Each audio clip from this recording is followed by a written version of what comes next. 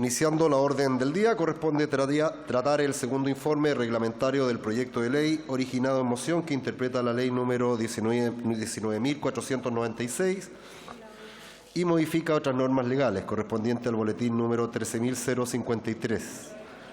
Para la discusión de este proyecto se otorgarán 3 minutos a cada diputada y diputado que se inscriba para hacer uso de la palabra.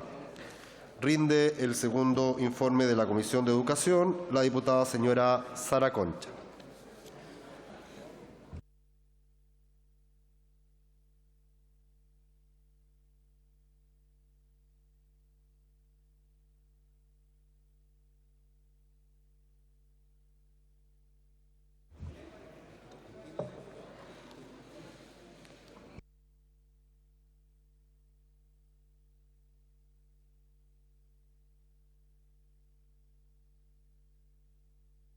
Diputada, tiene la palabra.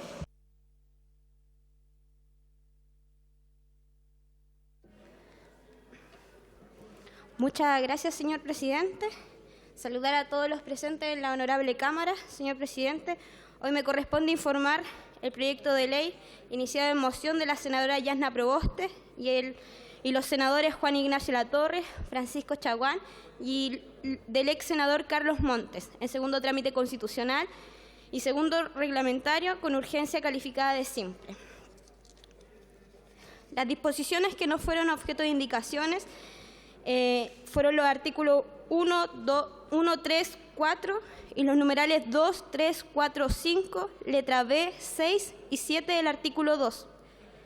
Los artículos que no deben darse por aprobado, que deben darse por aprobado reglamentariamente son los artículos 1, 3 y 4, los numerales 2, 3, 4, 5, la letra B, 6 y 7 del artículo 2. No hay artículos que el Senado ha calificado como de normas de carácter orgánico constitucional o de quórum calificado aquellas de las cuales la Comisión otorgue igual carácter. Tampoco hay artículos suprimidos, tampoco hay artículos modificados y tampoco hay artículos nuevos introducidos. De los artículos que deben ser conocidos por la Comisión de Hacienda, tampoco se encuentran en esta situación.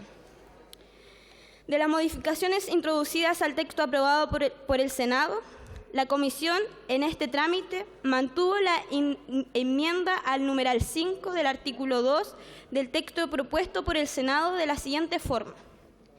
Se agrega una nueva letra A para reemplazar en el inciso primero del artículo 13 la expresión debidamente calificada por la frase o producto de una enfermedad de alto costo del deudor, cónyuge o conviviente civil, o de un familiar en primer grado de consanguinidad o producto de cualquier otra causal, todas debidamente calificadas.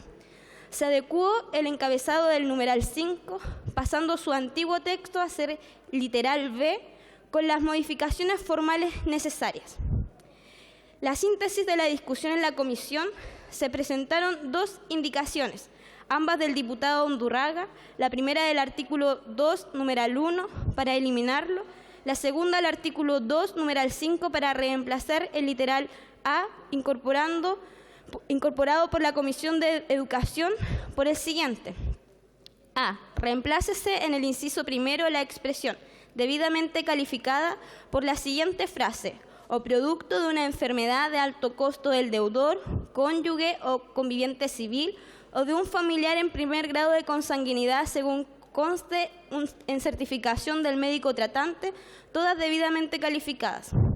Durante el estudio de estas indicaciones, el diputado Stefan Schubert señaló que el proyecto irroga gasto público en cuanto ampliaba el beneficio de disminución de la tasa de interés del 6% al 2%, costo que era asumido por el Estado. Además, el beneficio de un tope de contribución al 10% del pago de la remuneración y la suspensión de cuotas que implicaban un gasto para el Estado. En razón de lo expuesto, reiteró su parecer y solicitó y se acordó oficiar a la Dirección de Presupuesto del Ministerio de Hacienda a fin de que informe cómo se financiaría esta iniciativa. El señor Carballo, asesor de la Secretaría de Educación Superior, explicó que respecto de la suspensión del pago de las cuotas, ellas se postergan para el ciclo del pago de más adelante, no irrogando gasto fiscal. En relación a la disminución de la tasa de interés, indicó que los créditos licitados desde el año 2012 en adelante ya venían en esta tasa de interés y que además el beneficio lo contempla la Ley de Presupuesto del Sector Público, por lo que no se ampliaba necesariamente la base de beneficiarios. Sumado al anterior, señaló que se requería de forma previa de un proceso de repactación por parte de quienes se encuentran en mora. Además, explicó que la Tesorería General de la República cuenta con las facultades de rebajar la tasa de interés y condonar multas de interés al momento de repactar. Por tanto, dichas operaciones forman parte del sistema habitual de las operaciones de crédito. Puesta en votación la indicación signada por el numeral 1 resultó rechazada por la mayoría de votos. Sometida a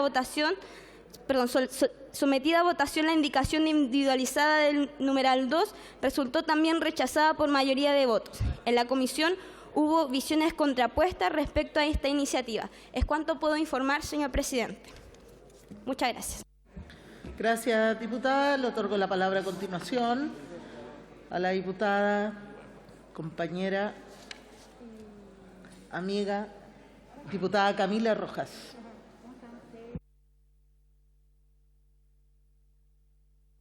Muchas gracias, presidenta. Este es un proyecto muy importante para mí, el trabajo que hemos desarrollado sobre la deuda, dado que la educación se ha tratado como un negocio para instituciones de educación superior, para algunas de ellas, un negocio para los bancos, pero ha sido me acordé que me puedo sacar la mascarilla, pero ha sido una pesada mochila para los estudiantes egresados y para sus familias. Y en este desfavorable contexto, los deudores educacionales han enfrentado diversos abusos. No olvidemos que hasta hace poco ingresaban los deudores educacionales al DICOM. Y tampoco olvidemos que los deudores educacionales de nuestro país tienen peores condiciones que los deudores en general. Haberse endeudado por cualquier bien de consumo tiene mejores condiciones que haberse endeudado por educación. Y eso es completamente impresentable, presidenta. Es por ello que este proyecto viene a quitar ese lastre, eliminando estas discriminaciones injustificadas, aliviando la mochila de los deudores educacionales. Esto mientras avanzamos hacia el fin del endeudamiento por estudiar que ha comprometido nuestro gobierno y mientras avanzamos a una nueva constitución que sea capaz de ver la educación como lo que realmente es decir, un derecho.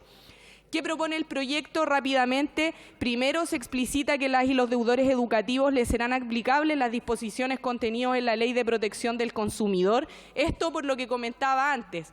Actualmente los deudores educacionales tienen peores condiciones que cualquier otro deudor.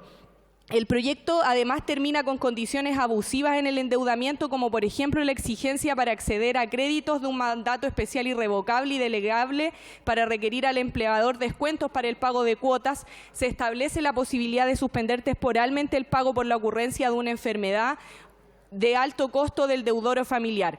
En el caso del crédito con fondos solidarios se eliminan las deducciones al sueldo de deudor para el pago de cuotas. Se pone fin a la imprescriptibilidad, presidenta. Esa cuestión es fundamental. ¿Qué cosas son imprescriptibles en nuestro sistema? Los delitos sexuales contra menores de edad y los crímenes de lesa humanidad. Las deudas educativas y solo las deudas educativas están en esta misma categoría. ¿Cómo no vamos a tener un consenso y no vamos a tener hoy día una votación unánime para terminar con estos abusos y discriminaciones que le ha impuesto el sistema a los deudores educacionales? Se incluyen las deudas educativas también en los procesos de liquidación voluntaria. Presidenta, son cuestiones básicas que en un sistema y en una constitución que entienda la educación como un derecho no deberíamos ni siquiera estar discutiendo, pero aquí estamos. Estas pequeñas medidas que son básicas, como señalé, tendrán un efecto y una incidencia en la vida de muchos y muchas estudiantes egresados y egresadas y, como no, de sus familias. Por eso, el día de hoy tenemos que aprobar este importante proyecto y agradezco al Gobierno por darle urgencia. Gracias, diputada. Se les recuerda a los parlamentarios y parlamentarias que deben usar correctamente la mascarilla. Solo aquellos que vayan a intervenir se la pueden bajar. Diputado Moreira, diputada Juan Santana, diputada Ya. A continuación, ya está por 3 minutos, le otorgo la palabra al diputado Bernardo Berger. Diputado, tiene la palabra. Muchas gracias, señora presidenta. Esta política ideada por el exministro Vitar durante el gobierno del presidente Lagos e implementada durante el primer gobierno de la presidenta Bachelet claramente terminó convirtiéndose en una pesada mochila no solo para los educandos que al día de hoy continúan endeudados, sino también una pesada carga para el Estado que a la fecha ya ha recomprado más de la mitad de los créditos cursados. Es importante destacar que el año 2006 se estableció una proyección de un máximo de recompra de un 25% por parte del Estado, con un sobreprecio de un 6% establecido en los contratos iniciales. Esto antes de que, en el 2011, el presidente Sebastián Piñera rebajara el interés a un 2%. Por lo tanto, señora presidenta, legislar para que la ley número 19.496 sobre protección de los derechos de los consumidores sea aplicable a los contratos de financiamiento de estudios de educación superior regulados por la ley 20.027 y otras. Valoro además que este proyecto de ley reconoce los distintos espacios de responsabilidad y formas de familias. A que me refiero con esto es que se incluya en los articulados al cónyuge, conviviente civil o familiar en primer grado de consanguineidad cuando alguno de ellos tengan una enfermedad de alto costo, sea meritorio que hasta la suspensión total de la deuda. Otra disposición que me parece bastante afortunada es la eliminación del inciso segundo del artículo 15 de la Ley 19.287, que permite eliminar a los deudores morosos de los boletines comerciales, evitando así complicar más su acceso a las fuentes laborales. Con todo lo expresado, señora presidenta, es que apoyo el texto del proyecto informado por la Comisión de Educación. He dicho, señora presidenta, muchas gracias. Gracias, diputado. A continuación, le otorgo la palabra a la diputada Sara Concha. Hasta por 3 minutos, diputada. Muchas gracias, señora presidenta. Ahí sí. Bueno, teniendo en consideración la gran carga que el crédito con aval del Estado para sus usuarios ha generado, el problema casi imposible de solucionar para quienes se vuelven deudores morosos. Es un problema que no podemos seguir permitiendo. La educación es un derecho y si bien debe ser financiado, no podemos permitir que la usura, sino al contrario, dar las facilidades para que los que tienen la voluntad de ponerse al día y la morosidad les asigna una carga extra por multas y otros trámites puedan hacerlo. Si bien este proyecto aborda el problema con una mirada de derecho del consumidor y mejora las diversas áreas de la carga que es el CAE para quienes se han titulado y les cuesta pagar o cancelar sus deudas, sabemos que hay una discusión de fondo que está pendiente aún, que es el financiamiento de la educación superior, sin que el estudiante se titule llevando una mochila de deudas antes de encontrar empleo incluso. Mientras esperamos esta discusión, que es netamente una atribución del presidente de la República, como legislativos debemos avanzar en lo que se está discutiendo dentro de nuestras atribuciones para darle buenas noticias a los usuarios del CAE y se pueda solucionar de alguna manera. Muchas gracias, señora presidenta. Gracias, diputada. A continuación le otorgo la palabra a la diputada Natalia Romero. Hasta por 3 minutos, diputada. Gracias, presidenta. Qué duda cabe que durante años universitarios y jóvenes profesionales se han visto sometidos a la inclemencia de una política pública que, si bien buscaba, ¿no es cierto?, resolver la falta de recursos de las familias para que sus hijos accedieran a la educación superior, no se vio exenta de injusticias y también de graves inequidades. De esta manera, ¿no es cierto?, para los bancos e instituciones financieras no bastó que el Estado fuera aval de la deuda de los estudiantes. La ley creó, ¿no es cierto?, el CAE estableció tasas de intereses que eran excesivamente altas, que la deuda no prescribiera, garantías especiales en desmedro del Estado, mandatos en blanco, bien digo, por el pago por medio de ingresos futuros de los estudiantes, también retención de devolución de impuestos, que no fuera aplicable, ¿no es cierto?, las leyes en materia de los consumidores, entre otras cosas. Y es sobre este hecho en particular que radica la gran importancia de este proyecto, ¿no es cierto?, que es precisamente que estos abusos históricos se hagan o que ya en definitiva terminen. Una mejora sustancial de esta política pública que durante años ha mermado, ¿no es cierto?, la calidad de vida de quienes accedieron a ella como única opción para ser profesionales. Es por eso, señora presidenta, que mi voto para este proyecto de ley es a favor. Muchas gracias, diputada. Para continuar el debate, le otorgo la palabra hasta por 3 minutos a la diputada Elia Molina. Estimadísima, tiene la palabra. Muchas gracias.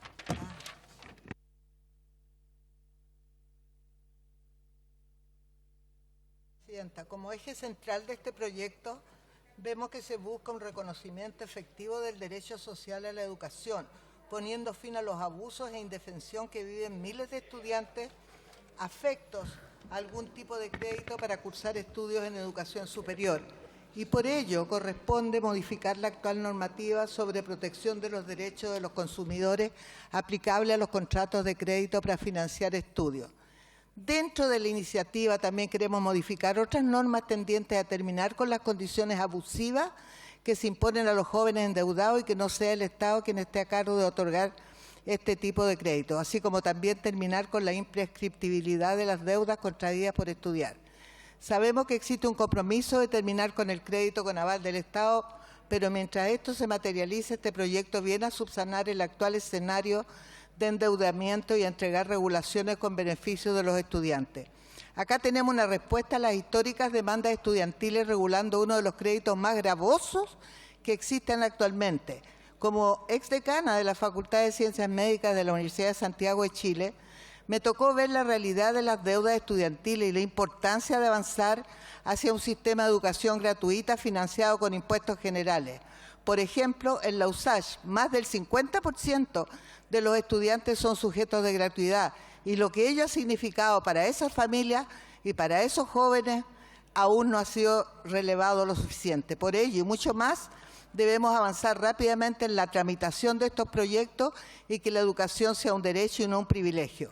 Agradezco la urgencia otorgada por el Ejecutivo, dado que va en la línea de entregar dignidad y certeza a los deudores del CAE, y por ello cuenta con todo mi apoyo. He dicho, señora presidenta.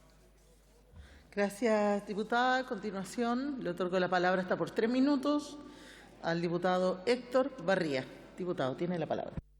Muchas gracias, presidenta.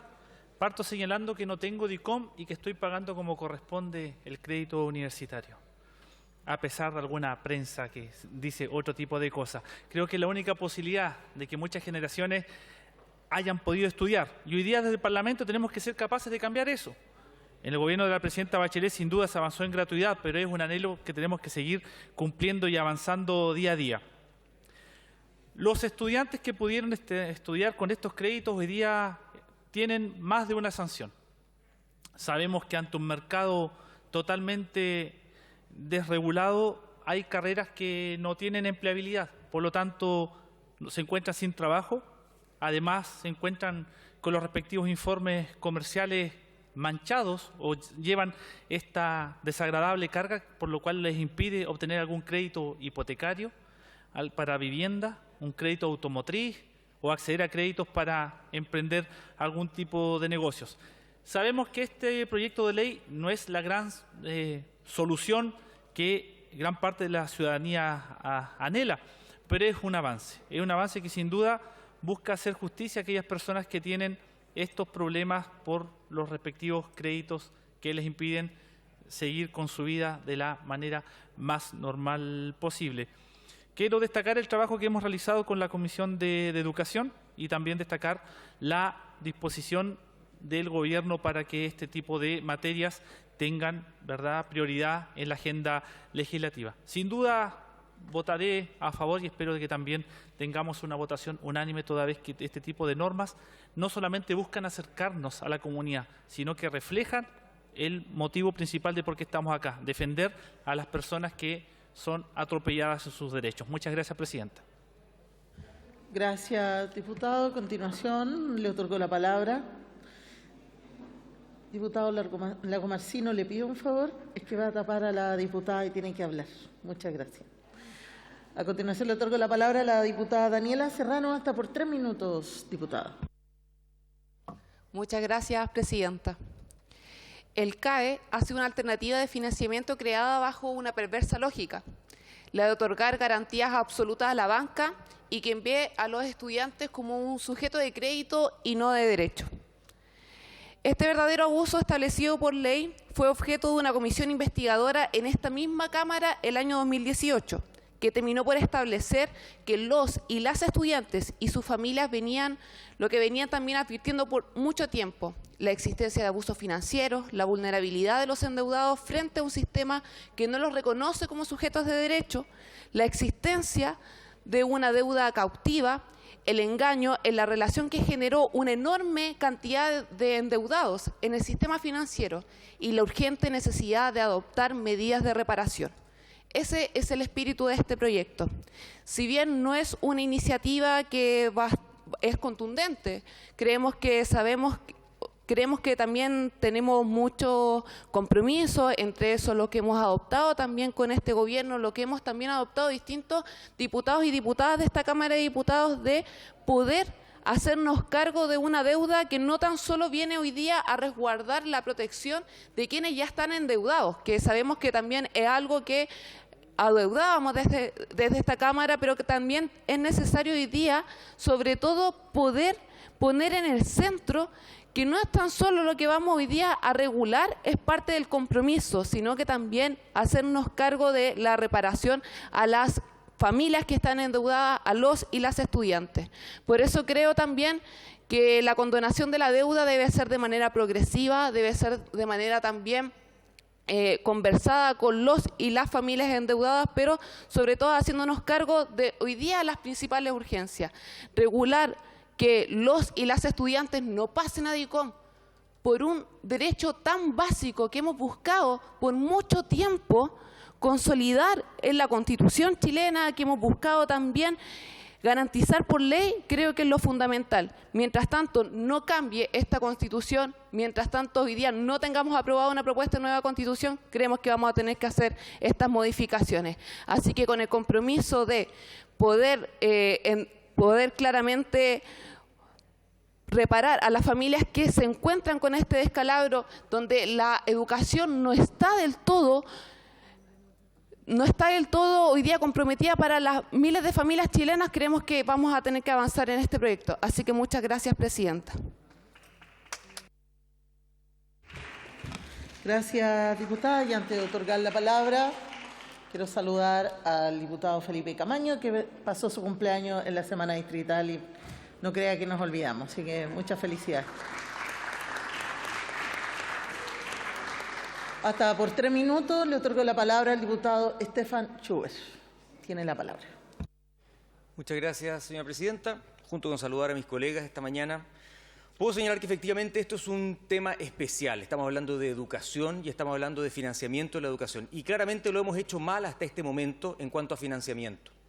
En mi caso personal, estudié con un crédito también del Estado durante el gobierno del presidente Lagos, hace ya varios años. Y claramente pagué varias veces lo que el Estado me facilitó con una tasa muy alta. Por lo tanto, tengo sensibilidad respecto al tema y estoy preocupado de cómo lo podemos resolver. Pero de ahí a presentar un proyecto de ley que no da claridad respecto a quiénes son los beneficiarios, cómo se va a pagar y cuánto va a costar, ni tampoco quién lo va a pagar, creo que eso es otro tema que nuevamente nos volvemos a cometer un error que podríamos haber enmendado. Es la falta de claridad respecto a este proyecto, voy a ser muy breve. Aquí lo que se está haciendo, entre otras cosas, algunas muy acertadas, pero hay algunas que significan ampliar la base de cobertura. ¿Quiénes van a ser los beneficiados? Si amplío la base de los beneficiados, eso va a tener un costo. Es más, se señala que incluso se va a condonar la deuda respecto de aquellos que no solamente estén al día, sino que también los que estén morosos. Y eso implica más cantidad de personas que van a verse beneficiadas. ¿Quién va a pagar aquello? Se solicitó un informe económico, se solicitó un informe de la DIPRES, no llegó el informe de la DIPRES y el funcionario del ministerio que estaba presente señaló que a él le parecía que no irrogaba gasto. A mi entender sí irroga un mayor gasto porque aquí hay alguien que se le va a condonar más de lo que se le iba a condonar a las personas de antes, o sea, hay un grupo más grande de beneficiados y eso ¿quién lo paga? cómo se paga. Ahí está la pregunta. Eso debe haber sido contestado durante la tramitación y es por eso que estimé en su oportunidad y lo sigo considerando que aquí va a irrogar un gasto fiscal y no está claro cuánto es ni quién lo paga. Por esa razón, señora presidenta, es un proyecto que tiene elementos a rescatar, pero nuevamente nos encontramos con un proyecto deficiente que debió haber ido al hueso a solucionar el problema y no a generar otro. He dicho, muchas gracias. Gracias, diputado. Ofrezco la palabra. No hay nadie más inscrito. Ofrezco la palabra. Perfecto. En segundo lugar, corresponde entonces tratar el segundo informe reglamentario del proyecto de ley originado en moción que declara el 12 de mayo de cada año como el Día de la Libertad de Información y del Ejercicio del Periodismo Independiente, correspondiente al boletín número 14.994-24. Para la discusión de este proyecto se otorgarán 3 minutos a cada diputada y diputado que se inscriba para hacer uso de la palabra. Rinde el segundo informe de la Comisión de Cultura, Artes y Comunicaciones el diputado, además autor del proyecto, el señor Jaime Naranjo. Diputado.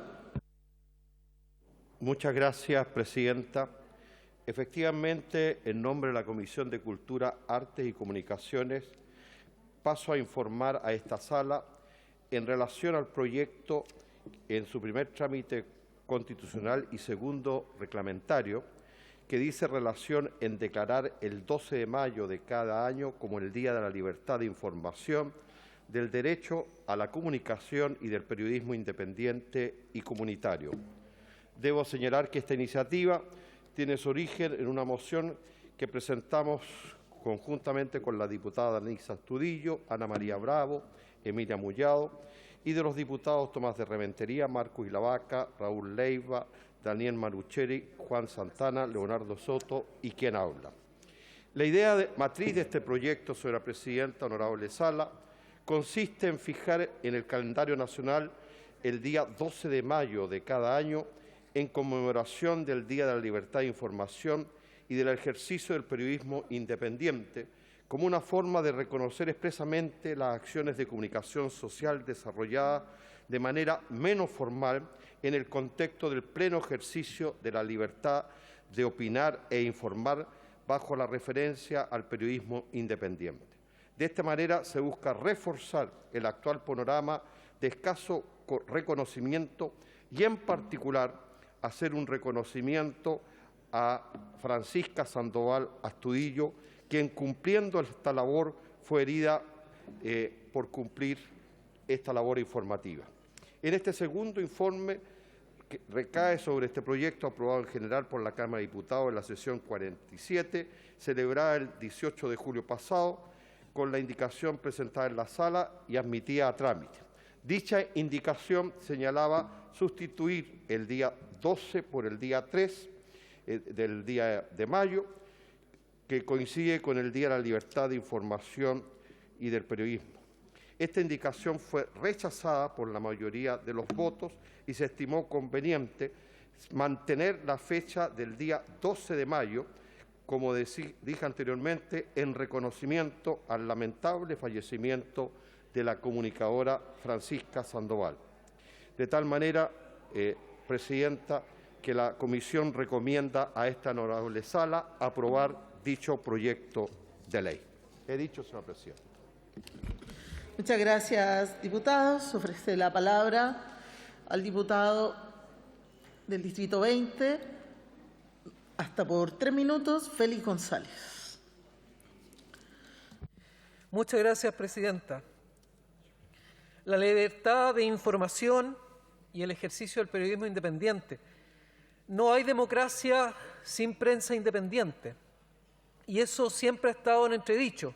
Antiguamente, en el mundo existían, en buena parte de los países, un ministerio denominado Ministerio de Propaganda y Censura, porque además se encargaban de censurar, y era una política pública censurar. Hoy día eso sería impresentable. Sin embargo, los poderes económicos, los poderes fácticos, saben que controlando la información pueden generar un control también de los hechos y evitar los cambios, quienes tienen privilegios.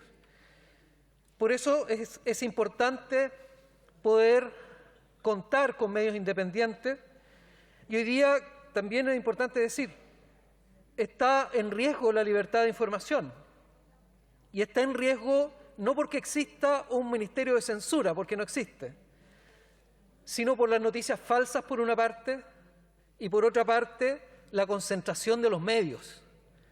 O sea, ¿cómo es posible que quien es dueño de las mineras, quien es dueño de los bancos, quien es dueño de las estaciones de servicio donde se vende combustible, sea también dueño de un canal de televisión y casi 40 radios, en los cuales pierde dinero, pero gana poder? Por eso es importante la prensa independiente de verdad, y no una prensa comprometida a través de la propiedad del medio o a través del avisaje con los poderes económicos que no nos informan como debieran informarnos. Por eso quisiera hacer mención a medios independientes de mi zona, la Radio Nonguén, la Radio Lorenzo Arenas, la Radio Guamarina de Tomé, la Dinámica de Coronel, la Radio Matías, y también, a propósito de quien se le cumple honores con este día, que es a Francisca Sandoval, que murió cumpliendo esta labor de la señal 3, La Victoria, y también de quienes en el estallido social nos informaron, cosa que los medios no nos informaban, como Piensa Prensa y El Ciudadano, que estuvieron dentro de la marcha. Hay muchos juicios que no pudieron haber llegado a fin sin esos videos y sin esas grabaciones que hicieron estas personas. Así que todo mi respeto y, por supuesto, mi voto a favor para este proyecto, Presidenta.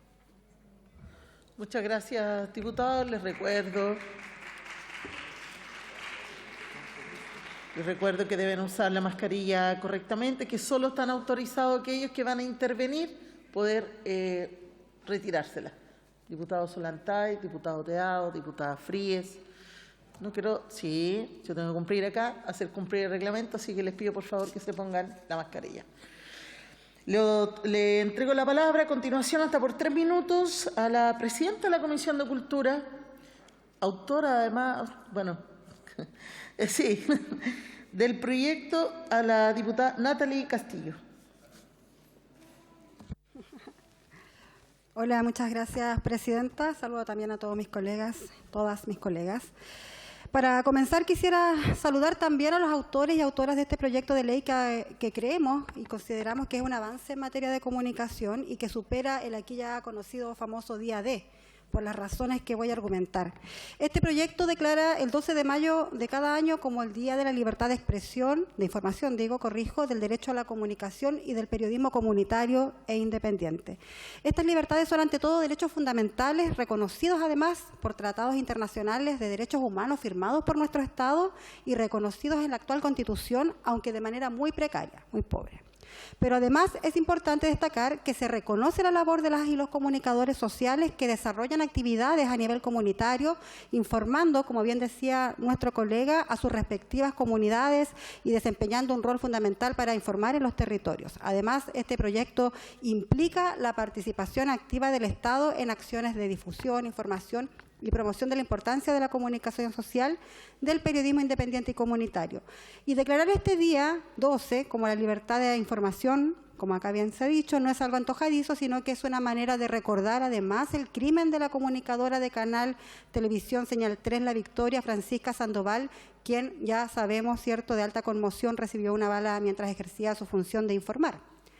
Sabemos que instaurar un día para que se reconozcan los derechos no puede ser algo suficiente, pero este proyecto de ley al menos cumple la función de visibilizar el trabajo que realizan miles, así como Francisca, y además mantener viva la memoria de la comunicadora, que para su asesinato nunca más se ha olvidado, y hechos como los que ocurrió el pasado 1 de mayo, Día del Trabajador y la Trabajadora, cierto, no se vuelvan a repetir. Además, es importante destacar que este proyecto de ley regula la idea de que el Estado promueva la seguridad de las y los periodistas, de los comunicadores, también poniéndole en el centro como defensores de los derechos humanos. Asimismo, necesita ampliarse garantías que permitan un eficiente ejercicio de libertad de expresión en nuestro país y del derecho también a la comunicación, como bien lo propone el texto constitucional o la nueva Constitución, que de ser aprobada entregará mayores derechos en materia de comunicación, lo que también va a ser un gran avance para toda la sociedad. Y por todo lo antes dicho, es que apruebo este proyecto, además de reconocer la labor que ejercen los comunicadores dentro de sus comunidades y, por cierto, también en la memoria de Francisca Sandoval. Muchas gracias. Muchas gracias, diputada. Le otorgo la palabra a continuación. Tiene solo 3 minutos, diputado Jaime Naranjo. Gracias, presidenta. Lamentablemente, estimada presidenta, como muchas cosas en la vida, tienen que ocurrir situaciones trágicas para que se visualicen o se reconozcan determinadas actividades o hechos que ocurren en nuestra vida diaria. Como muy bien se ha señalado aquí en la sala, ocurrieron los lamentables hechos que todos hemos conocido de Francisca Sandoval Astudillo, para que algo que era habitual, que estábamos acostumbrados, por lo menos quienes seguimos las comunicaciones informales, para sacar a la luz el inmenso e importante trabajo que han desarrollado todo lo que se denomina el periodismo independiente e informal. Estamos habituados en nuestro país a que la gente genere opinión a través del periodismo formal, pero sin embargo hoy día los cambios tecnológicos y todo lo que está ocurriendo en las sociedades ha hecho que ese periodismo informal e independiente cada día genere más opinión y forme e informe a las personas. Y por tal forma creo que es muy legítimo que ante los lamentables hechos que hemos conocido, en el caso de Francisca Sandoval, que ella no era periodista, no era una periodista graduada en un centro universitario, nada por el estilo. Era una persona que ejercía el periodismo de otra forma, como se conoce hoy día, como periodismo independiente e informal. Y por eso que nos parece pertinente, en reconocimiento a ese trabajo silencioso, anónimo, que ella hizo y que hacen miles de periodistas independientes e informal, que el día 12 de mayo justamente sea reconocido como el Día del Periodismo Informal. Así que en aras de eso es que invito a esta honorable sala, en reconocimiento a esa labor que desarrollan muchas personas y en reconocimiento al sacrificio y a la tragedia que vivió Francisca Sandoval, que apoyemos ampliamente esta iniciativa legislativa, señor presidente. He dicho. Gracias, diputado. A continuación, le otorgo la palabra al diputado Diego Chalper. Hasta por 3 minutos, diputado. Gracias, presidenta, honorable Cámara. Uno posiblemente se podría preguntar ¿por qué? ¿Por qué declarar el 12 de mayo como Día de la Libertad de Información, del ejercicio del periodismo independiente y en general resguardo de la libertad de prensa? Por una razón muy simple. Estas conmemoraciones lo que buscan, presidenta, es resguardar ciertos principios y ciertos valores que a veces por no defenderlos de manera recurrente se van perdiendo en el tiempo. Y esto se aplica, por supuesto, a la prensa comunitaria, a la prensa regional y también, yo creo que a toda la prensa, porque al final lo que resguarda es la independencia personal de cada periodista, independiente en qué estación, en qué radio, en qué televisión se desempeñe, para contribuir a la democracia. Y creo que este proyecto, presidenta, hace oportuno conversar acerca de un empeño que está llevando adelante la Secretaría General de Gobierno en el marco del llamado Programa de Gobierno de Nuevos Sistemas de Medios Públicos, donde de alguna u otra manera se está pretendiendo generar un marco de conversación con los medios de comunicación para generar un diagnóstico común de lo que el presidente Boric ha llamado el ecosistema medial. Y a partir de ahí el Gobierno ha celebrado convenio con 3 universidades para hacer un diagnóstico acerca de cómo deben ser los medios. Uno creería que la Asociación Nacional de Prensa debiese estar entusiasta de participar, pero la noticia que les puedo contar, colegas, es que declinó participar.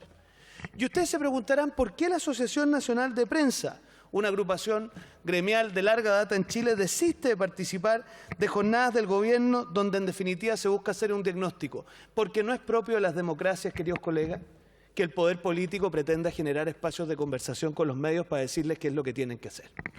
Y la verdad de las cosas, Presidenta, por lo mismo, la Asociación Nacional de Prensa declinó de formar parte de esto, un poco me parece a mí para respetar lo que aquí estamos conversando, que es que nunca el poder político puede pretender irrumpir en el margen de la libertad de la prensa. Presidenta, el presidente Boric dijo que el periodismo lo que tiene que hacer es incomodar al poder, y tiene toda la razón, pero fíjese que está practicando exactamente lo contrario. Él lo que está haciendo es que el poder es el que está incomodando al periodismo.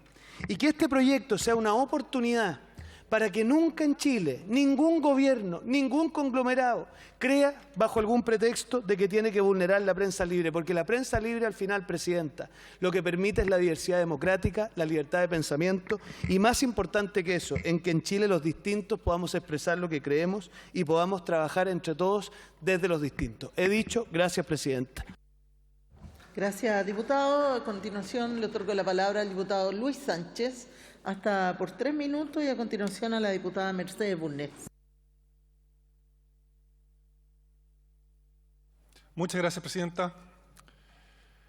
Por supuesto que son importantes iniciativas como esta, y lamentablemente son importantes precisamente por las faltas que a veces vemos en nuestras autoridades políticas, que deberían estar reforzando y no debilitando la libertad de prensa. ¿De qué estoy hablando? Me acuerdo nomás solo algunos ejemplos. El presidente Boric cuando trató de irresponsable a una periodista de la radio Bio Bio, o el mismo presidente cuando le pidió, o le exigió más bien a una periodista de La Tercera que revelara sus fuentes, o una periodista de Canal 13 que fue ridiculizada en un acto público indirectamente por autoridades de gobierno. Fue una situación media forzada, media extraña ahí.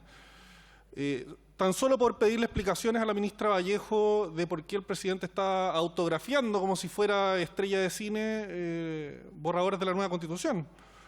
Me acuerdo también del famoso manual de buenas prácticas periodísticas que había compartido la ministra Siches. Y en general el problema, el conflicto que le genera a la izquierda cuando los periodistas de verdad son independientes, cuando los periodistas de verdad complican el poder, cuestionan el poder. ¿Para qué hablar de un caso más emblemático que el de Matías del Río? Que incluso para agudizar la contradicción de todo esto fue cuestionado incluso por una representante del Colegio de Periodistas, tratándolo casi de activista político. Entonces, por supuesto que hay que promover la libertad de información, por supuesto que hay que promover el periodismo independiente, pero si de algo no voy a estar de acuerdo, es que la izquierda aquí se venga a erigir como los principales defensores del periodismo, porque eso es una mentira. Solo los defienden cuando confirman sus propias posiciones, solo los defienden cuando esa prensa los defiende a ellos, pero cuando la prensa los cuestiona, ahí son los primeros en torpedearlos. Muchas gracias, presidente. A continuación le otorgo la palabra hasta por 3 minutos a la diputada Mercedes Busné, posteriormente al diputado Daniel Lilayú. El rol que ha jugado el periodismo independiente y comunitario durante todos estos años ha sido fundamental. Ha permitido cruzar el cerco informativo que los oligopolios periodísticos le han impuesto a nuestro país, pese a los riesgos que tal objetivo les ha traído.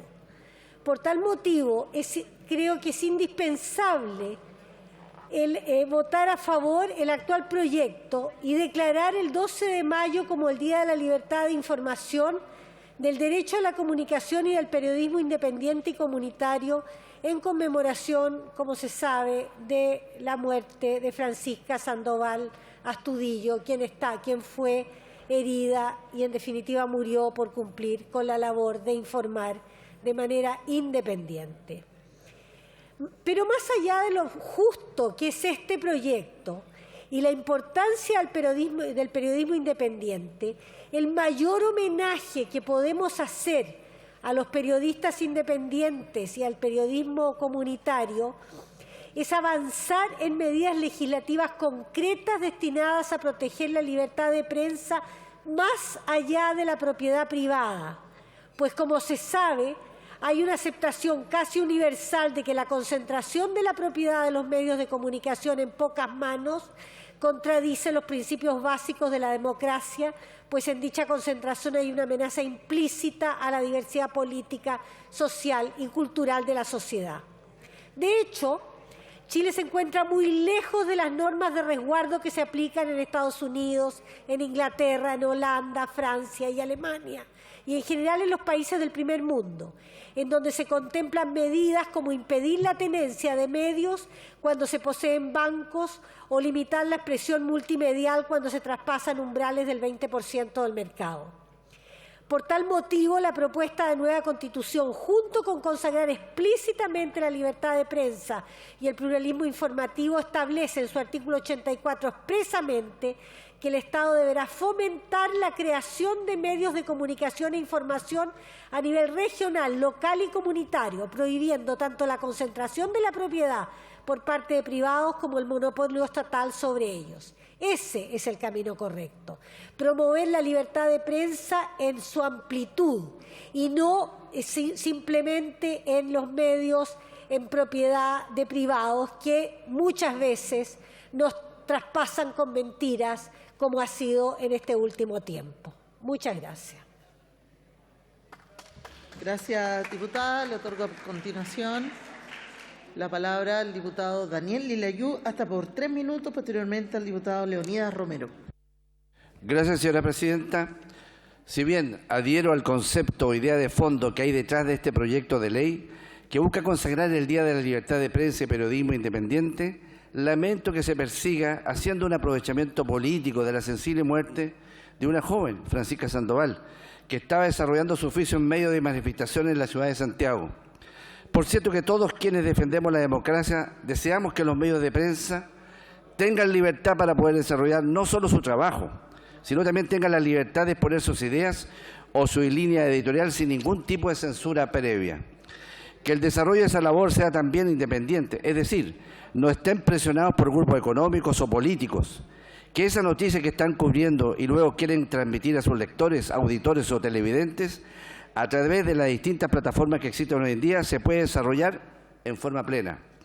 Tengo muy claro lo difícil que es para ciertos medios de comunicación, especialmente aquellos que recién están empezando, el poder hacer crecer estos proyectos, ya que al igual que todo emprendimiento, se necesitan recursos para sostenerlo en el tiempo. Por cada medio de comunicación que tiene éxito, son cientos los que desaparecen por la falta de auspiciadores que permitan su permanencia en el tiempo. Puede ser una visión algo simple para algunos, por cierto, que se necesita audiencia, y hoy la globalización, las redes sociales y especialmente el Internet permite que estos nuevos medios vayan encontrando su nicho, lo que le hace muy bien a la democracia. Pues así las distintas visiones del mundo pueden darse a conocer. Pero hay que tener claro que la libertad de expresión y la independencia de grupos económicos no los exime de cumplir con las leyes que rigen a los medios de comunicación que están más establecidos en el tiempo. Y por otro lado, y tal como lo dije en un inicio, se utiliza un proyecto de esta naturaleza para hacer un aprovechamiento político de la muerte de una joven que se estaba abriendo camino en el mundo de las comunicaciones, que tal vez estaba cumpliendo un sueño de ser una protagonista de las noticias al poder informar de lo que ocurre en las calles de Santiago y de Chile. Y su muerte nos tiene que llamar a reflexionar, no solo en que el Estado le dé garantía a las personas que están involucradas en los distintos medios de comunicación, a que puedan realizar su oficio, su trabajo, de manera segura, sino que se debe trabajar en erradicar la violencia y la delincuencia de nuestras ciudades. Ahí es donde se debe dar la batalla por parte del Estado y en donde lamentablemente este gobierno está fallando. He dicho, señora presidenta. Gracias, diputado. Le otorgo a continuación la palabra al diputado Leonidas Romero y posteriormente al diputado Sebastián Videla. Gracias, presidenta. Hoy día estamos discutiendo un proyecto de ley iniciado moción que declara el 12 de mayo de cada año como el Día de la Libertad de Información. Y hasta ahí me parece excelente. Pero a continuación dice, y del ejercicio del periodismo independiente. Presidenta, a mí me complica este proyecto porque, a ver, estamos hablando de las personas que hacen reportaje, los comunicadores, los medios de comunicación, porque si estamos validando el periodismo independiente, o sea, de una persona, y lo digo con mucho respeto por la señorita Sandoval y otros, pero que realizan una actividad por la cual no han estudiado. O sea, mañana podríamos decir los médicos independientes, los ingenieros independientes, ¿Qué pasa con estas personas que están ejerciendo esta actividad como periodista independiente si hoy día estamos validando una actividad, repito, que bajo mi personal punto de vista es ilegal contra los reales y verdaderos periodistas? Mañana exijan que el Congreso saque un proyecto de ley que diga y los nombre periodistas a los que llevan 4 o 5 años reporteando en un medio de comunicación. La verdad es que me complica, pues, porque si hay familias que hacen un esfuerzo, estábamos hace poco rato viendo los deudores del CAE, que invirtieron muchos recursos, que están endeudados por estudiar en una universidad, en un centro de estudio, para sacar una carrera, tengan esta o no hoy día cabida en alguna empresa, pero estudiaron, y hoy día le estamos diciendo a los reporteros, sabe que ustedes con toda normalidad y legalidad pueden ejercer una profesión para las cuales no están preparados. Se ha dicho aquí también respetar a los periodistas, a los medios de comunicación. La pregunta que yo me hago con mucho respeto y responsabilidad, el señor presidente de la República, don Gabriel Boric, si no respeta a los periodistas, a los reales periodistas, a los que han estudiado, mañana lo hará con estas personas que son reporteros que no tienen las competencias, ni la capacidad, ni los estudios, ni la preparación para ejercer una profesión como de periodismo. La verdad es que tengo mis serias dudas. Yo creo que aquí estamos siendo cada vez más populares, cada vez estamos cometiendo más errores en este Congreso, validando profesiones que no tienen. Si dijera este proyecto, vamos a responder, vamos a respetar a los comunicadores, a los reporteros, yo creo que tenía sentido. Pero periodista independiente me hace ruido, Presidenta. Muchas gracias. Gracias, diputado.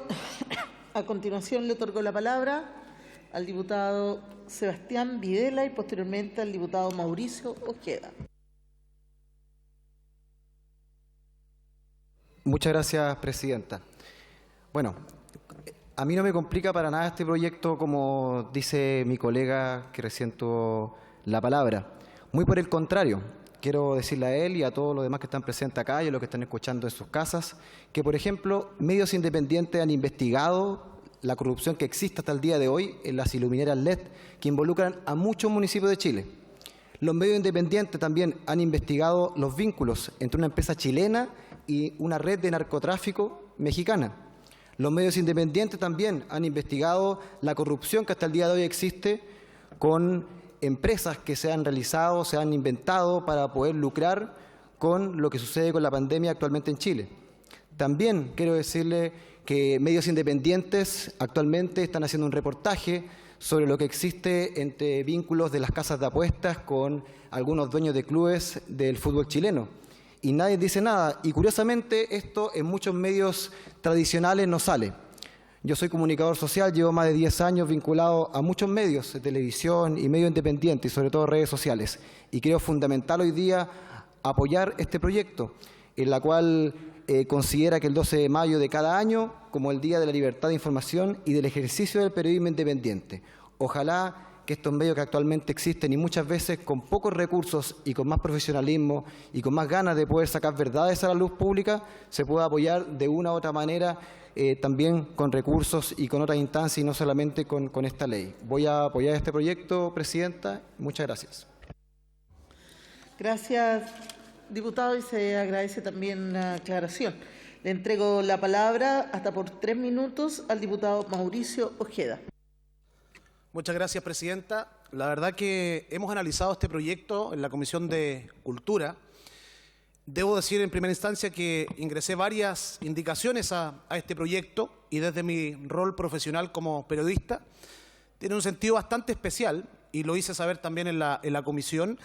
Y tiene un sentido especial básicamente porque siento que es momento que Chile entero deje de ser doble estándar respecto del tema puntual y que tiene que ver con la libertad de expresión en base a cuidar la democracia a través de las comunicaciones. Y esto lo manifiesto básicamente porque tiene que haber un equilibrio y un razonamiento independiente de que me guste o no, o si el comentario viene de un sector político u otro. Y como lo ejemplifiqué aquel día respecto del Colegio de Periodistas de Chile. Nunca he sido colegiado periodista y hay muchos periodistas más que tampoco lo han hecho. Y básicamente da cuenta de porque el Colegio de Periodistas es una organización o institución que está completamente politizada. Y fue como se lo reclamé al propio presidente del Colegio de Periodistas. Y en ese sentido, bajo un asunto, plantean una forma de ver las cosas y cuando tiene que ver con un tema político distinto o como ellos piensan, lo plantean de otra manera. El ejemplo más claro hoy día es lo que tiene que ver con el periodista Matías del Río, lo que sucedió. En primera instancia, desde el Colegio de Periodistas, lo que dicen es que él fue o debiera haber pasado a la Comisión de Ética porque habría cometido errores. Todos somos testigos respecto de la calidad del periodista Matías del Río. Dicho sea de paso, tuvieron que dar pie atrás, echar pie atrás en la decisión que tomó Televisión Nacional. Tuvieron que regresarlo. Y es ahí donde yo digo que este proyecto va a ver la luz cuando todos entendamos que la libertad de expresión, base de la democracia, tiene que ser siempre a conciencia y no solamente cuando a mí me gusta o me conviene o cuando dicen algo respecto de mi posición política y cuando viene de otro lado o de otro sector político, entonces estoy en contra. Va a ver la luz, insisto, cuando los chilenos entendamos que la libertad de expresión no es privativa ni de la izquierda, ni de la derecha, ni del centro. Es propiedad de todos los chilenos. Y en ese sentido tenemos que cuidar nuestra democracia, base, evidentemente, partiendo por la libertad de expresión. Yo voy a apoyar este proyecto, pero, insisto, hay que agregarle algunos cambios que lo hemos ido conversando y lo vamos a seguir desarrollando en la Comisión de Cultura. Pero que viva la libre expresión, pero para todos los sectores políticos, sin discriminación. Gracias, presidenta. Gracias, diputado. Pero me da la impresión, diputado Ojeda, que usted confundió el proyecto. Estamos en la misma comisión y la otra es el otro proyecto es de presa protegida. Solo observo porque me dio la impresión de que las indicaciones que ingresó fueron al otro, así como para que lo revise. Sí. Le otorgo la palabra a continuación al diputado Rubén Ollarse y posteriormente a la diputada Danisa Astudillo. Muchas gracias, señora presidenta. Honorable Sala, en mi distrito 8 existen numerosos medios independientes, donde trabajan no solo periodistas, sino que esencialmente comunicadores sociales. Todos ellos, como por ejemplo TVO Tiltil, Radio Pajarito, Radio Maipú, Radio Chocolate de Maipú, Radio Eres Tú de Lampa, El Sembrador, Chicureo Hoy, Radio Colina, Radio Quilicura y tantos más, cada uno de ellos, señora presidenta, con todo su personal, llevan a diario información local a sus vecinos, información relevante de los sectores de las localidades de cada comuna. A través de cada trabajador, colaborador y aportante, entregan su máximo esfuerzo por hacer comunidad. Y ahí me quiero centrar, comunidad. Señora presidenta, más que conmemorar un día a estos grandes colaboradores de la información, es honrar a nuestra propia democracia. Es llevarla a práctica, es hacer viva en cada rincón de nuestros barrios el genuino acto de amor por Chile. Más información veraz y oportuna es lo que necesitamos, no información sesgada. Queremos más democracia, queremos más respeto, es más convivencia cívica. Es por eso, señora presidenta, que voy a votar a favor de este proyecto, porque creo en la democracia, creo en la libertad de expresión y creo en los medios que son comunitarios, comunales, de gente esforzada que se saca la mugre día a día para poder entregar a sus vecinos una información veraz que no sale en los medios nacionales. Muchas gracias, señora presidenta, he dicho. Gracias, diputado. Le otorgo la palabra a continuación a la diputada Danisa Astudillo, hasta por 3 minutos, diputada. Gracias, presidenta. El pasado 12 de mayo fue un día triste para la democracia en nuestro país. Ese día murió la periodista Francisca Sandoval, tras días de agonía luego de recibir un tiro en su cabeza mientras cubría las manifestaciones del Día Internacional de las y los Trabajadores para su medio Señal 3 de la Victoria. Ese día, mucho de lo que somos y por lo que tanto luchamos se fue con ella. Parecían quedar atrás los días oscuros y atroces en que la dictadura asesinaba periodistas con el vano afán de silenciar la verdad. Con la muerte de Francisca se me vinieron a la memoria los nombres de tantas y tantos que dejaron su sangre y su testimonio por la construcción de un país mejor. José Pepe Carrasco, Diana Arón, Carlos Berger u Óscar Castro, entre otros tantos. Pensamos que la recuperación de la democracia pondría fin a estos horrores. No esperábamos que un delincuente fuera el protagonista de este tipo de ataques arteros. Pero recordar a Francisca no es solo hacer un llamado al respeto de los derechos humanos y a la libertad de prensa. Es también un llamado a respetar y valorar a nuestros medios de comunicación independientes. No hay democracia real sin periodismo independiente, porque el periodismo tiene el supremo mandato ciudadano de interpelar al poder. Y el poder enfrenta la verdad no solo con la muerte, sino también con la coaptación y el soborno. No es un misterio como en nuestro país los grandes monopolios de la prensa son funcionales a los intereses de los poderosos, de quienes son sus dueños directos o patrones a través del avisaje. Es por esto, hoy, en nombre de esta democracia que aún estamos construyendo y en nombre de quienes ofrendaron su vida frente al altar de la verdad, es que hoy le demando a esta Cámara consagrar este día como el Día de la Libertad de Información y el Periodismo Independiente. El para que nunca más lo construimos también con hitos como este. He dicho, Presidenta. Muchas gracias. Muchas gracias, diputada. No hay nadie más inscrito. Se ofrece la palabra. Ah, sí, acaba de aparecer un compañero de distrito, diputado Agustín Romero. Tiene hasta por 3 minutos el tiempo disponible. Gracias, Presidenta. Efectivamente, compañeros de distrito y que conocemos perfectamente lo que hacen las radios locales en nuestros distritos. Yo antes de ser diputado no sabía la importancia de los medios locales, pero en realidad los que le llevan las noticias a sus vecinos de los problemas y los dramas que ocurren en las comunas son precisamente las radios locales. Pero este es un avance interesante de tener un día para conmemorarlos, para que podamos recordarlos, la importancia que tienen, pero también, Presidenta, yo creo que a través de este Congreso Nacional nosotros deberíamos instar en que realmente también hubiera más apoyo para que estas radios pudieran tener más difusión. Es importante que tengan equipos, que cuenten con mayor alcance, que lleguen a más lugares. El espectro radioeléctrico no solamente puede ser ocupado por los grandes grupos de información, sino que también por estos esforzados periodistas, esforzados emprendedores que hacen de la información a sus vecinos un importante canal de familias, de vecindad, de poder compartir entre ellos. Yo estoy muy contento de poder hablar en este proyecto y anuncio mi voto favorable, Presidenta. Muchas gracias. Gracias, diputado. Sin haber nadie más inscrito, se cierra el debate.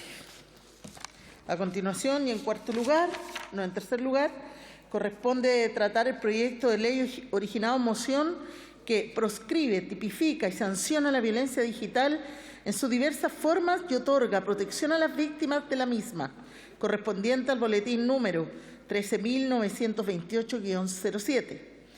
Para la discusión de este proyecto se otorgarán 5 minutos a cada diputada y diputado que se inscriba para hacer uso de la palabra. Rinde el informe de la Comisión de Seguridad Ciudadana la diputada señorita Maite Orsini. Diputada, tiene la palabra. Muchas gracias, Presidenta. Honorable Cámara, en nombre de la Comisión de Seguridad Ciudadana, vengo a informar en primer trámite constitucional y primero reglamentario el proyecto de ley que proscribe, tipifica y sanciona la violencia digital en sus diversas formas y otorga protección a las víctimas de la misma, originada en moción de los diputados señores Jorge Alessandri y Miguel Ángel Calisto y de las diputadas, quien les habla, Marisela Santibáñez y Gael Yomans, y de los exdiputados señores Marcelo Díaz y Gonzalo Fuensalida, y de la exdiputada, la señora y actual ministra de Defensa, Maya Fernández, con urgencia calificada de simple. Por una cuestión de tiempo y con el propósito de tratar derechamente los aspectos esenciales de lo debatido, Solo me remitiré a aspectos básicos que han servido de base a esta iniciativa. Lo referido a los antecedentes que justifican esta iniciativa, su discusión general y la mención de los invitados e intervinientes de las y los señores diputados que participaron en el debate, se encuentra a su disposición en el informe respectivo. Me referiré brevemente a las constancias reglamentarias previas. Primero, en cuanto a las ideas fundamentales, a las ideas matrices o fundamentales, lo siguiente: las ideas centrales del proyecto se orientan al siguiente objetivo: prevenir, sancionar y erradicar la violencia digital y otorgar protección a las víctimas de la misma, tipificando para este efecto una serie de conductas o hechos prohibidos que acontecen en el espacio virtual. Para concretar lo anterior, se consagra un nuevo estatuto jurídico. Respecto de las normas de carácter orgánico constitucional o de quórum calificado, señalar que no existen en este proyecto de ley disposiciones con tal carácter. Tampoco hay normas que requieran de trámite en Hacienda. Este proyecto fue aprobado en general de forma unánime. Votaron a favor las y los diputados Jorge Alessandri, Jaime Araya, Cristian Araya, José Miguel Castro, Lorena Fríes, Andrés Joanet, Henry Leal, Raúl Leiva, presidente de la comisión, Andrés Longton, May Torsini, Alejandra Plasencia, Francisco Pulgar y Diego Chalper. Para que vean, del Partido Republicano al Partido Comunista, todos a favor.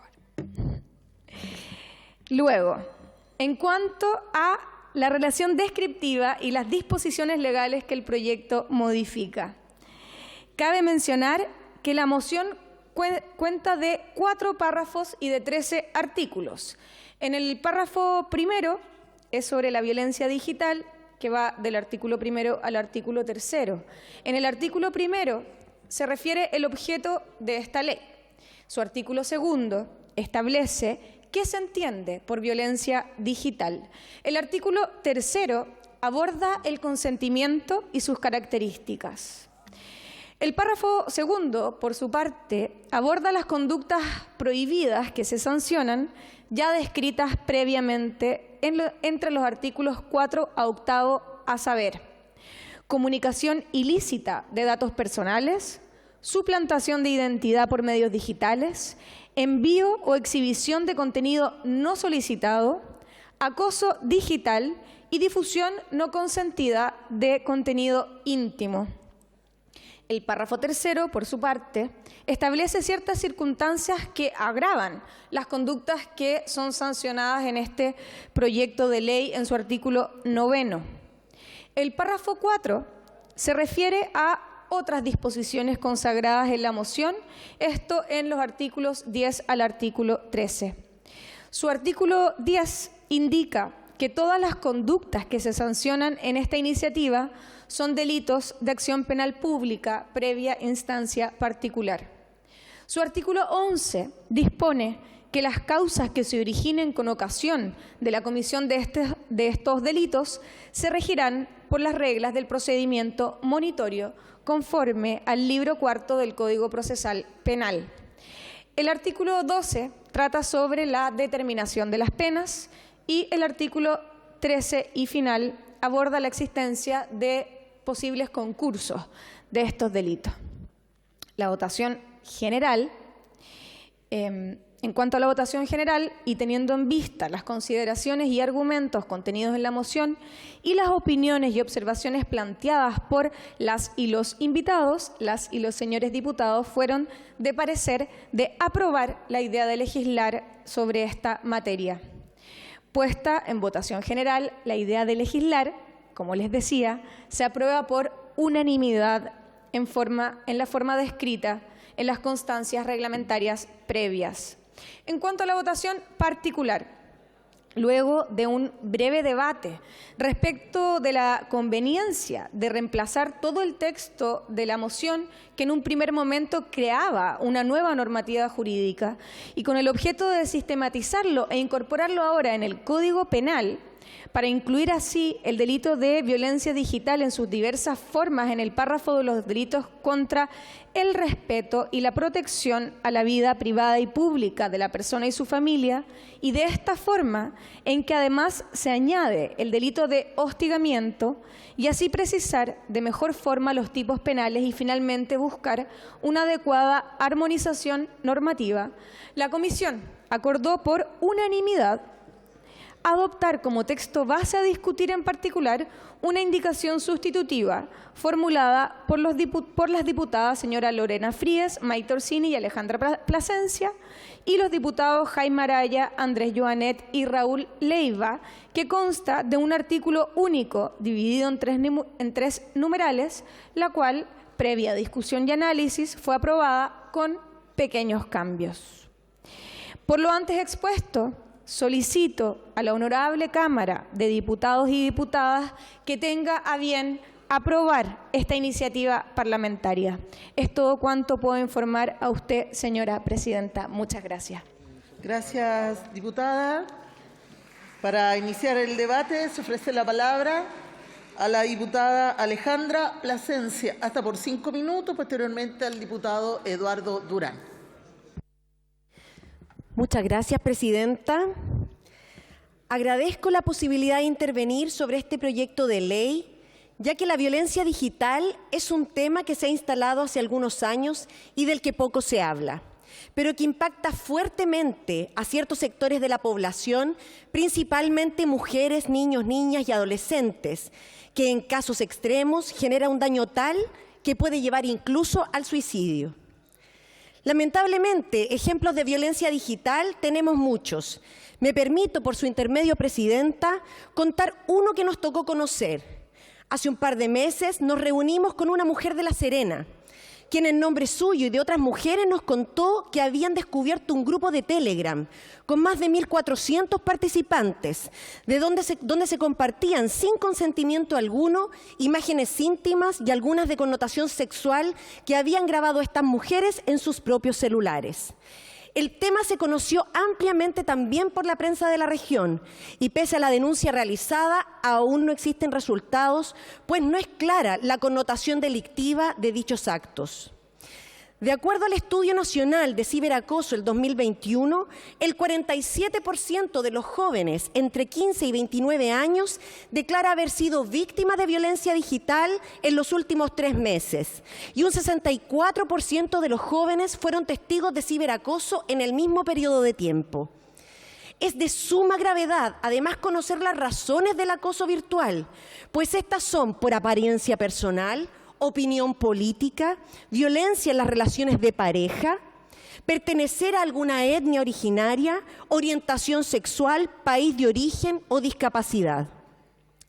Debemos poner la voz de alerta porque es urgente desde el ámbito de la educación que el uso de los medios digitales pueda definirse también la violencia como un delito, pues es una medida necesaria frente a esta realidad muchas veces invisible, pero que debemos avanzar también en prevención, pues se trata en muchos casos de jóvenes que reproducen patrones discriminatorios, machistas, clasistas o xenófobos, que se transmiten culturalmente y que debemos erradicar a partir de una formación integral, no solo desde los establecimientos educacionales en todos sus niveles, sino también desde los medios de comunicación masivos y con todas las herramientas de las que el Estado pueda disponer.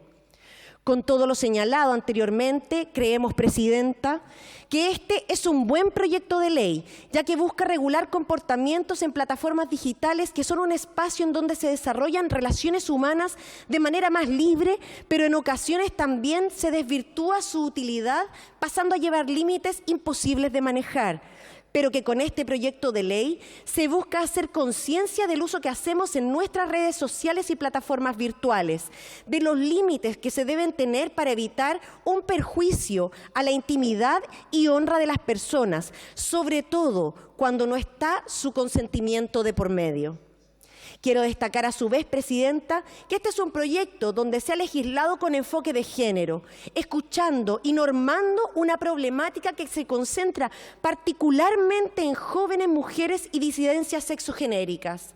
Es un paso importante para demostrar que no solo es posible legislar con enfoque de género en esta Cámara de Diputados y Diputadas, sino que también en estos tiempos, y pese a quien le pese, es absolutamente necesario. He dicho, Presidenta.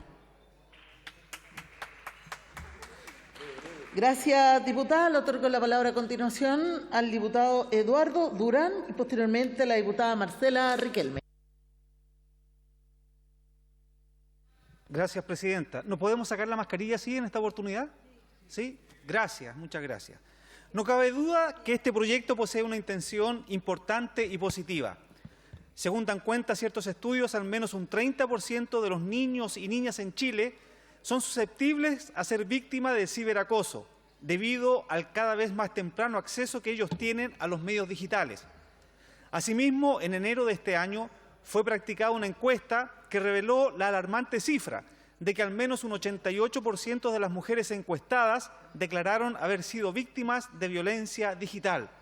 ¿Pero qué es la violencia digital? Este proyecto lo estima como toda conducta realizada a través de tecnologías de la información, tales como medios, plataformas, dispositivos tecnológicos y que atenten contra la integridad, la intimidad, la libertad, la vida privada, que cause daño o sufrimiento psicológico, físico, etcétera, y otras consideraciones más.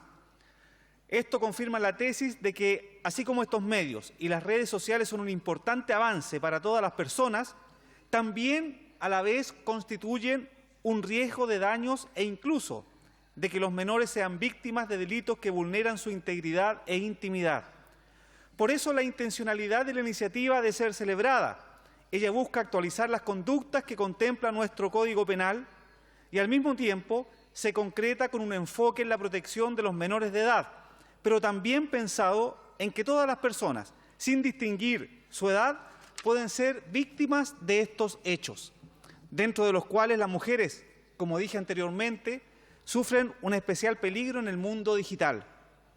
Ahora, el proyecto tal como ha sido presentado por la Comisión de Seguridad Ciudadana en este primer informe adolece de errores en la técnica legislativa empleada y en algunas de sus disposiciones que debiesen ser mejoradas para obtener una legislación penal más sistemática ante estos hechos. Lo principal es despejar de toda duda la naturaleza del delito o falta de los hechos punibles que consagra la ley. Esto es fundamental para la aplicación de distintas otras normas en materia de penalidad o procedimiento. También hay indefiniciones de ciertas conductas punibles que son un atentado contra el principio de legalidad y por ello nos alegramos que vuelva a la Comisión para un segundo informe. Votaré a favor de este proyecto, pero esperamos que sea posible pulir detalles de esta iniciativa para lograr así una mejor legislación ante esta clase de conductas. Gracias, Presidenta. Gracias, diputado. Se encuentra en la sala la diputada Riquelme. Le otorgo la palabra al diputado Álvaro Carter. Hasta por 5 minutos. Gracias, Presidenta. Buenas tardes. El delito, el acoso y la violencia se ha transformado en una constante en estos tiempos y ha mutado con el avance de las nuevas tecnologías. Por lo mismo, es deber de este Parlamento avanzar en proteger a las víctimas, pero principalmente a nuestros niñas, niños y adolescentes. Hoy, gran parte de ellos se encuentran vulnerables cada vez que se conectan a medios digitales, por ejemplo, a través de una red social, en donde cualquiera puede abordarlos y atacarlos desde el anonimato. En Chile, desafortunadamente, ostentamos un récord de los más tristes y menos enorgullecedores. Somos el segundo país con la tasa de suicidio infanto-adolescente más alta del mundo. Y si no legislamos, seguiremos viendo partir a quienes sufren con esta nueva forma de violencia. Sin duda, otorgar protección a las víctimas de este nuevo tipo de violencia es sumamente importante. La violencia digital, a mi juicio, se ha transformado en una verdadera pandemia y amenaza. Eso debe acabar, así como también la irresponsabilidad y la mirada pasiva de los proveedores de las plataformas digitales, quienes deben también tomar responsabilidades en estos hechos. Aprobaré en general este proyecto de ley porque siento que va en la línea correcta, pero debemos sin duda perfeccionar y precisar de mejor forma su contenido, para que a la hora de la determinación de las penas, que son privativas de libertad, el juez tenga las herramientas objetivamente suficientes para fallar y no dar lugar a decisiones aleatorias y subjetivas. Por lo mismo es que he ingresado indicaciones para poder mejorar este proyecto. Claramente siempre estaré por avanzar en materias que protejan a los chilenas y chilenos del acoso y el ciberbullying. Por los que viven aterrados y son víctimas de este tipo de violencia es que apoyaré esta iniciativa. He dicho, señora presidenta, muchas gracias. Gracias, diputado. A continuación, ahora sí, le otorgo la palabra hasta por 5 minutos a la diputada Marcela Riquelme. Posteriormente, al diputado Héctor Ulloa. Muchas gracias, presidenta. Qué grato sacarse la mascarilla. Buenas tardes. Por su intermedio, señora presidenta, quiero señalar respecto de este proyecto que la violencia digital, como cualquier acto de violencia cometido, agravado o incitado a través de las tecnologías de la información, se puede manifestar mediante una plataforma o medio digital. Esto incluye agresiones en mensajerías, correo electrónico, aplicaciones móviles, redes móviles, foros, entre otros. Esta forma de violencia no afecta de forma similar a todas las personas por Internet. Decimos que existe violencia de género en Internet porque términos como ciberbullying o ciberacoso son neutrales y despolitizados ante un tipo de violencia que afecta especialmente a mujeres y disidencias. Por ejemplo, en Chile solo se contabilizan las denuncias de ciberacoso escolar y aún se sigue utilizando este concepto, a pesar de que la Superintendencia de Educación ya señaló el año 2019 que el 73% de las víctimas de estos ataques eran mujeres y niñas. Existen distintos tipos de violencia de género digital, como los insultos, las amenazas, el acecho, la difusión de fotos íntimas, el envío de contenido agresivo, control de cuentas, exposición de datos sensibles y coerción. Según el análisis sobre violencia digital en Chile, la que se enfocó en las experiencias de mujeres, el instrumento contenía 15 preguntas que buscaba determinar cuán expuestas estaban a este tipo de violencia, caracterizando los ataques como también recogiendo las estrategias de autodefensa y testimonio. De esto se obtuvo que el 73.8% de las encuestadas ha sufrido violencia en espacios digitales.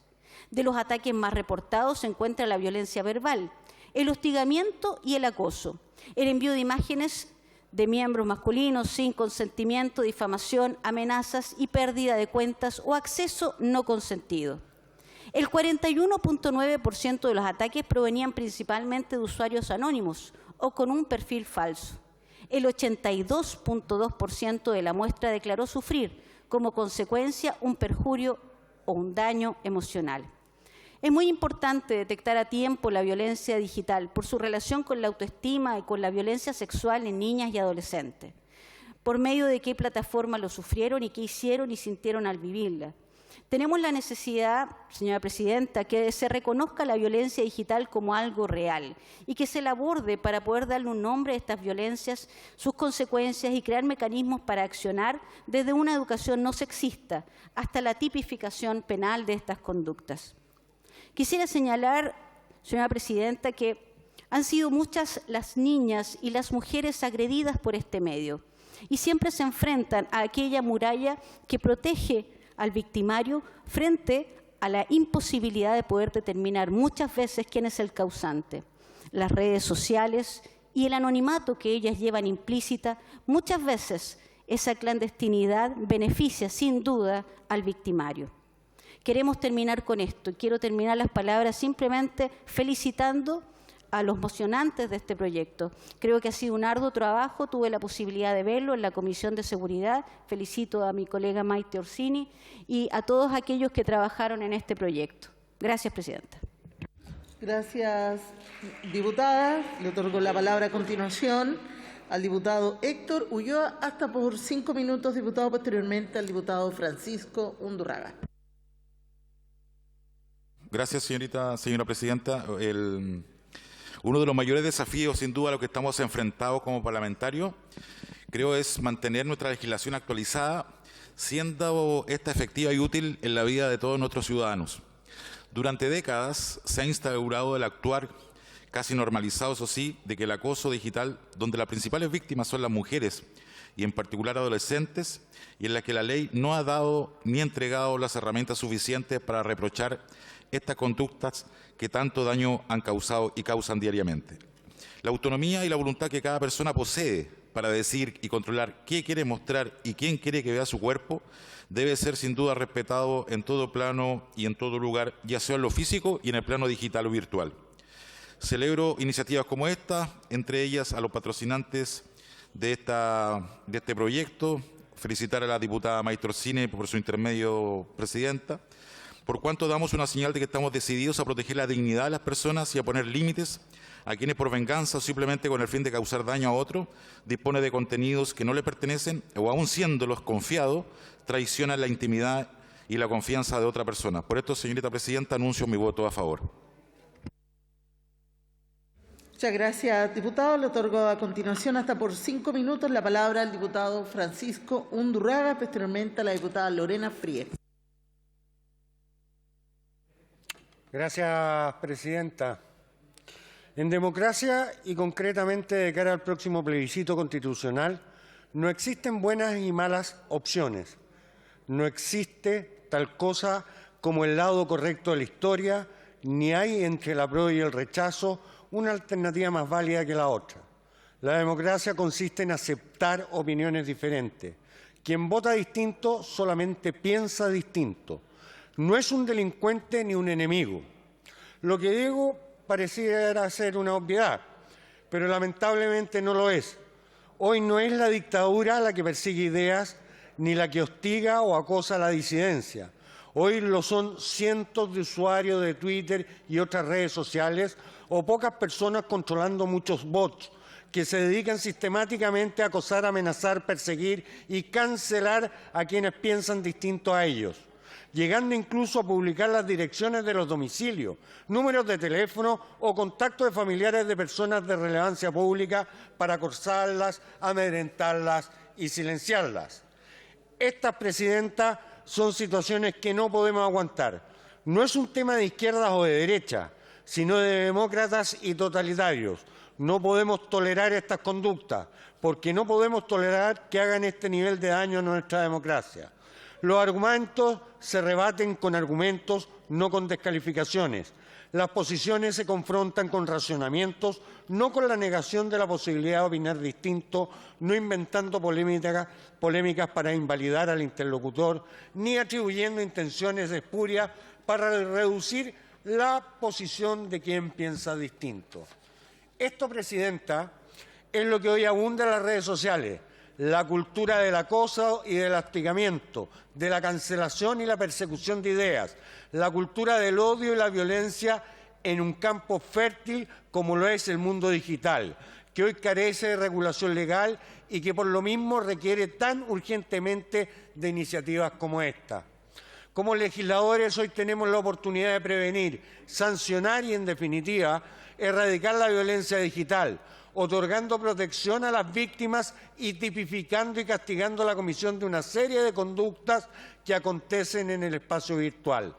Esta es una necesidad imperante, atendida a la falta de regulación legal de la materia, pero será un intento inútil si los integrantes de esta corporación no asumimos un real compromiso para erradicar estas conductas tan frecuentemente en la arena política.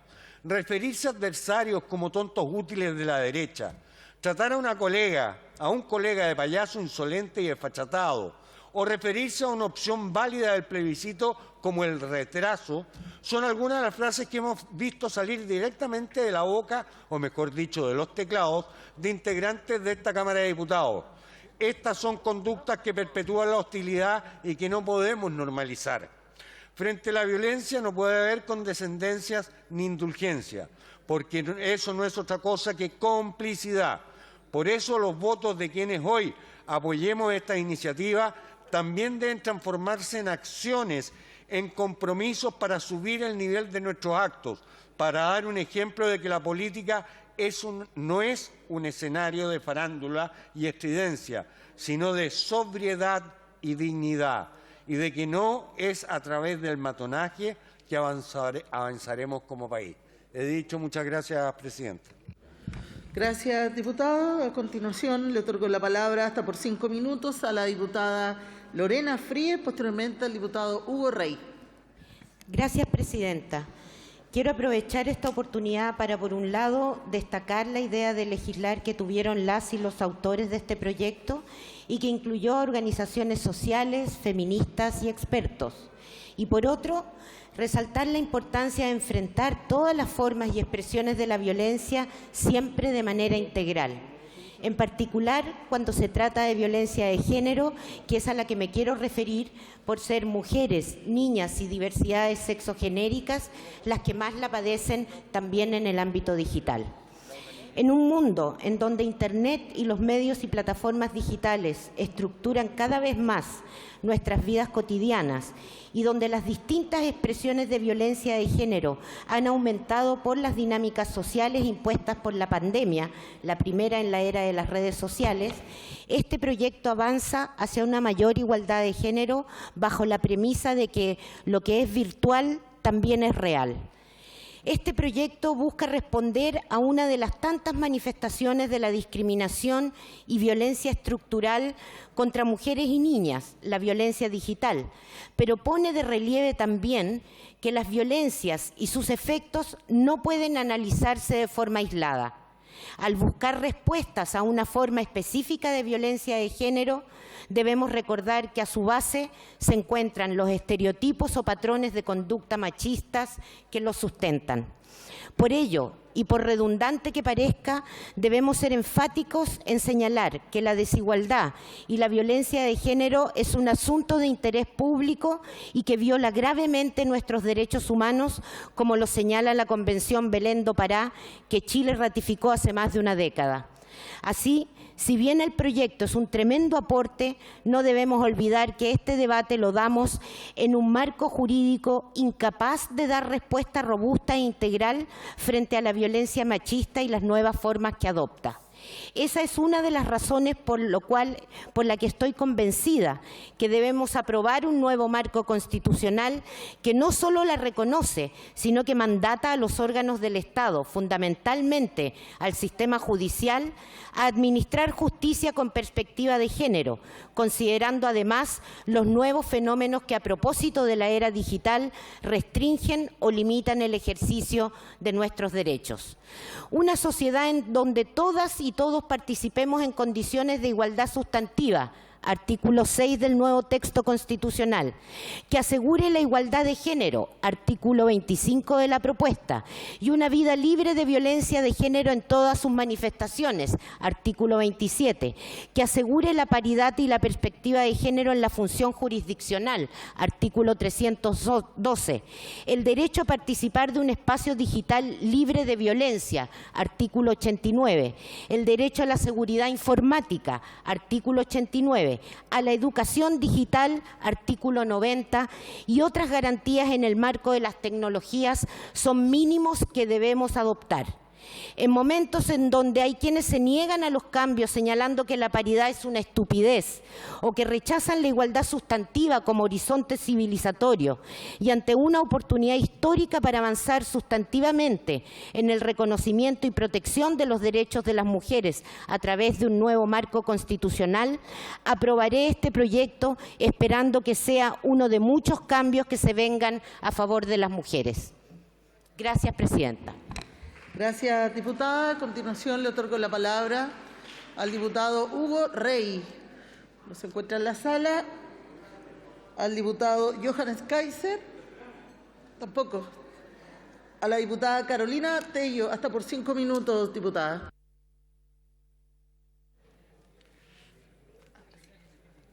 Muchas gracias, presidenta. En nuestro país, la irrupción de aplicaciones y redes sociales no solamente ha sido explosiva en cuanto a su alcance y uso por parte de las y los ciudadanos. También ha venido a establecer nuevas pautas y códigos de comunicación y relaciones interpersonales, lo que ha cambiado notoriamente la forma en que establecemos intercambio de información y a la vez ha generado una serie de nuevas problemáticas que deben ser atendidas. Si bien dicha irrupción de la comunicación digital ha permitido que establezcamos conexión inmediata de formas que antes eran impensadas, también podemos ver día a día cómo hemos pasado de límites claros y definidos en materia de privacidad y de vida personal, a una ambigüedad que derechamente en el caso de nuestro país tiene que ver con la incapacidad de actualizar la legislación vigente a estas nuevas y predominantes quizás formas de establecer relaciones.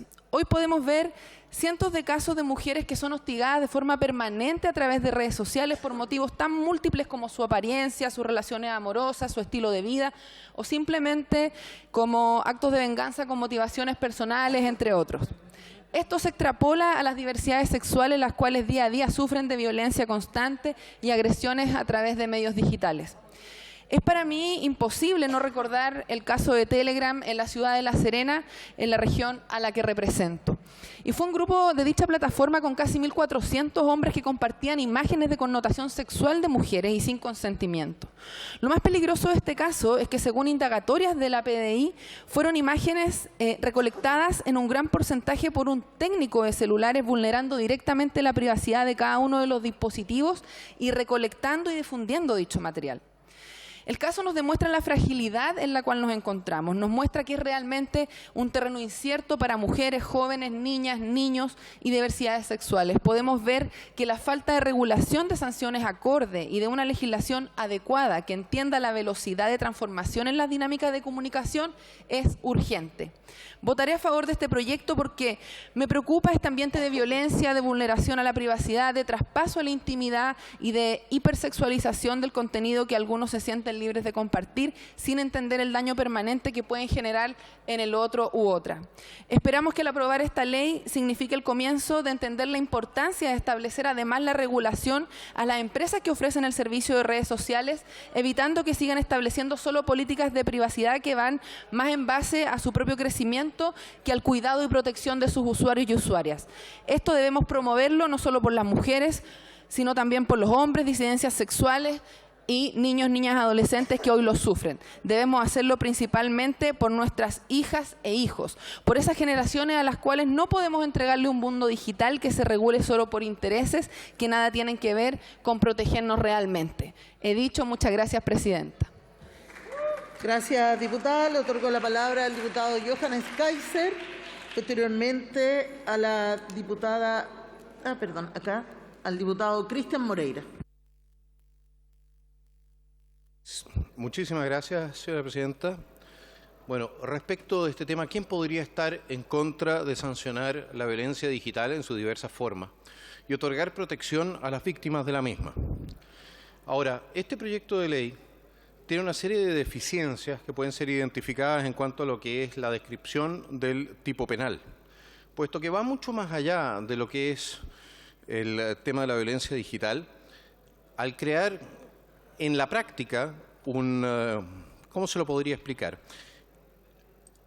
Una ley de goma.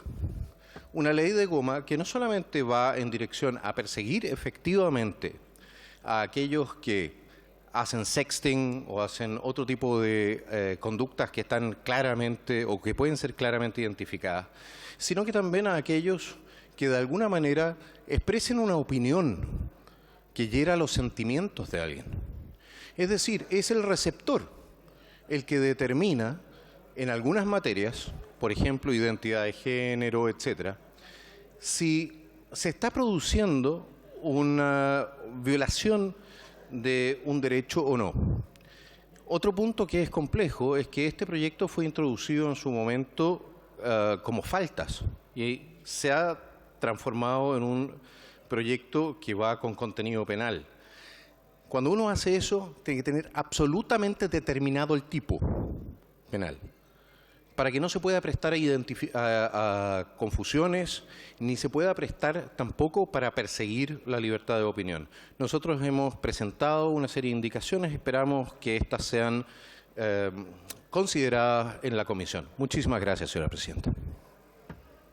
Gracias, diputado. A continuación le otorgo la palabra al diputado Cristian Moreira, posteriormente al diputado Jorge Guzmán. Gracias, señora presidenta.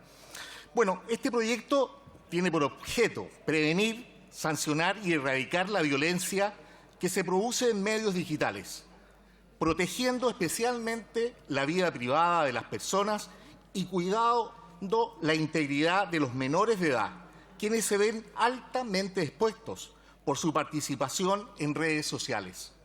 Para los efectos del proyecto se entiende por violencia digital toda conducta realizada por medios tecnológicos que atenten contra la integridad, intimidad, libertad y vida privada de las personas, o bien que genere daño o sufrimiento psicológico, físico, económico o sexual, ya sea en el ámbito privado o en el público.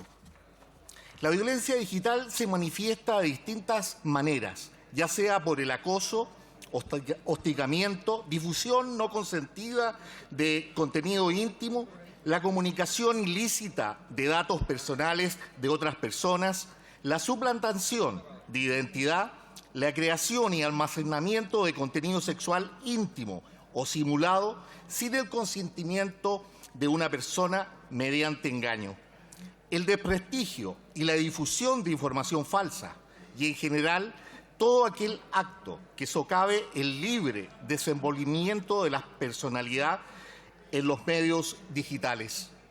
Como país, nos encontramos viviendo una grave crisis en el ámbito de la seguridad pública, en virtud de lo cual se hace necesario que enfrentemos con fuerza los distintos hechos de violencia que se producen en la esfera pública privada de las personas, siendo esto extensible a los medios digitales, pues existen personas malintencionadas que hacen un aberrante uso de los dispositivos tecnológicos con el único fin de ocasionar perjuicios en vidas ajenas.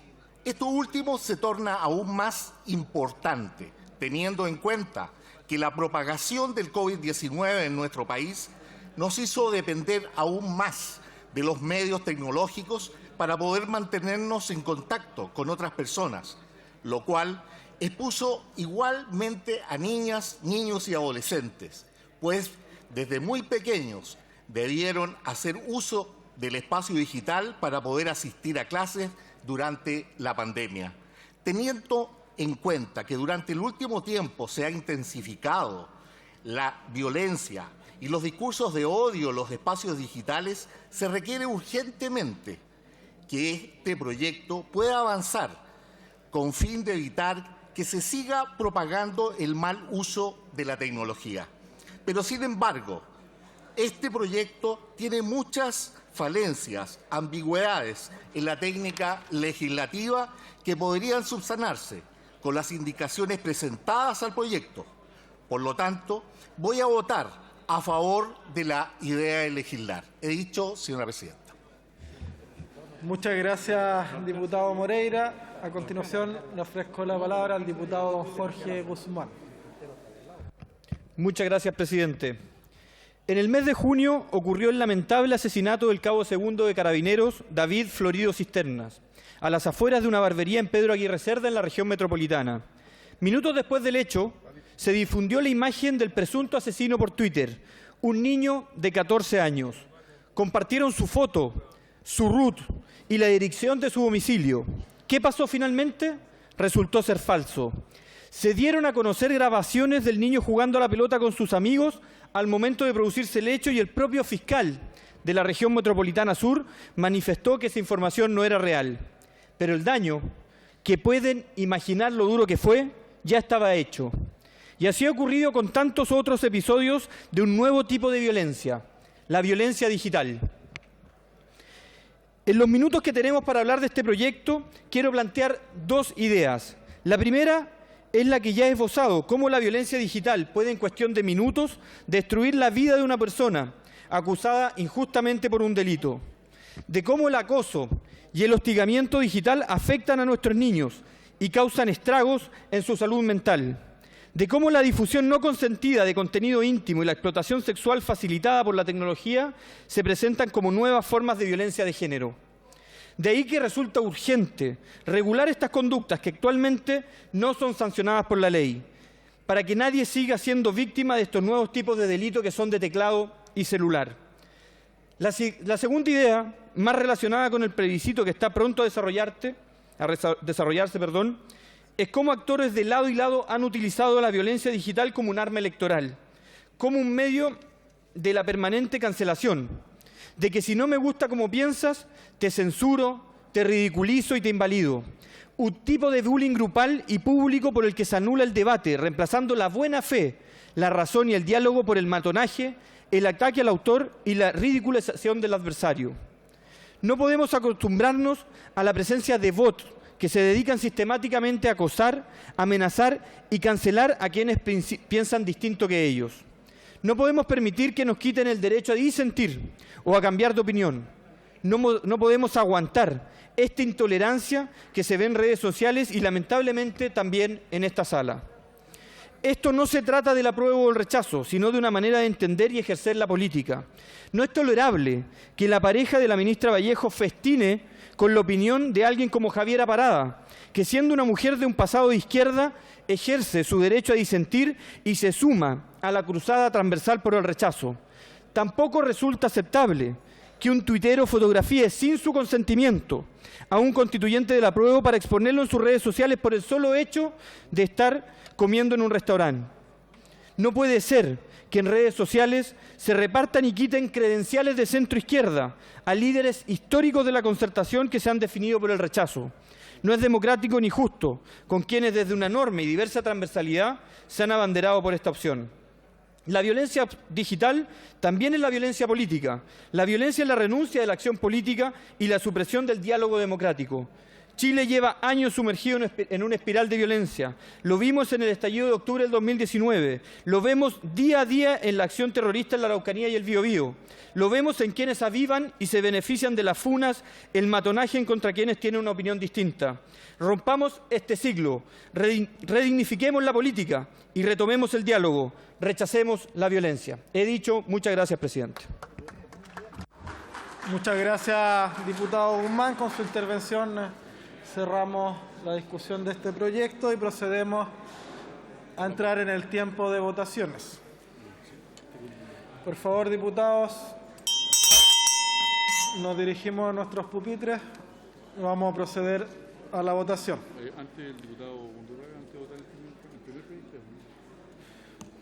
Antes de la votación, diputado don Francisco Undurraga solicitó la palabra para un punto reglamentario.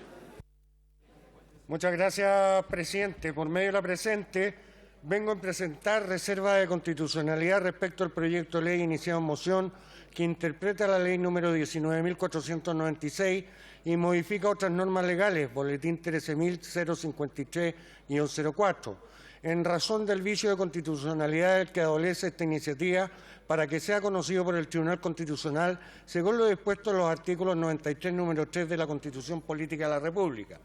Lo anterior lo presento por cuanto este proyecto infringiría lo establecido en el artículo 65, inciso 3 de la Carta Fundamental, toda vez que, según corresponderá al presidente de la República, la iniciativa exclusiva de los proyectos de ley que tengan relación con la administración financiera o presupuestaria del Estado. Asimismo, la iniciativa infringe lo dispuesto en los artículos 65, incisos 4, numerales 2 y 3 de la Carta Magna, por cuanto corresponderá asimismo al presidente de la República la iniciativa exclusiva para, segundo, crear nuevos servicios públicos, suprimirlos y determinar sus funciones y atribuciones. Y tercero, celebrar cualquier otra clase de operaciones que puedan comprometer el crédito o la responsabilidad financiera del Estado y condonar, reducir o modificar obligaciones, intereses u otras cargas financieras de cualquier naturaleza establecidas en favor del fisco o de los organismos y entidades referidos. Pido que se deje constancia en el acta de esta reserva de constitucionalidad y de los motivos esgrimidos para fundamentarla, y me reservo el derecho a ejercer las atribuciones que me reconoce el ordenamiento jurídico para establecer el imperio del derecho. He dicho. Muchas gracias, diputado Undurraga. Se dejará constancia de su reserva de constitucionalidad. A continuación, corresponde votar en particular el proyecto de ley iniciado en moción que interpreta la ley número 19.496 y modifica otras normas legales.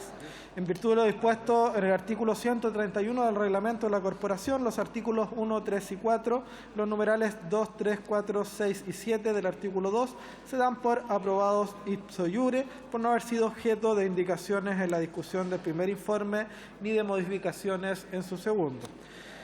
En votación particular, el numeral 1 del artículo 2 del proyecto, los términos propuestos por la Comisión de Educación, tanto en su primer como su segundo informe, que coincide con el texto aprobado por el Senado. En votación.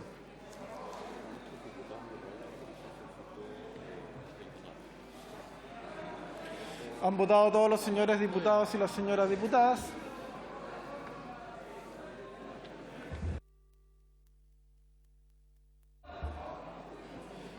Han votado todos los señores diputados y las señoras diputadas. Diputado Linco. Diputada Molina. Muy bien, resultado de la votación. Por la afirmativa, 78 votos, 5 en contra, 43 abstenciones. Aprobado. En votación particular, el numeral 5 del artículo 2 del proyecto, los términos propuestos por la Comisión de Educación, tanto en su primer como en su segundo informe. En votación.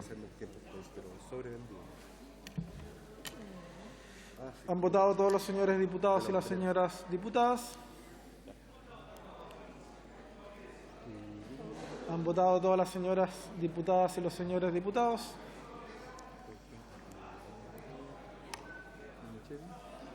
Diputado Manucheri.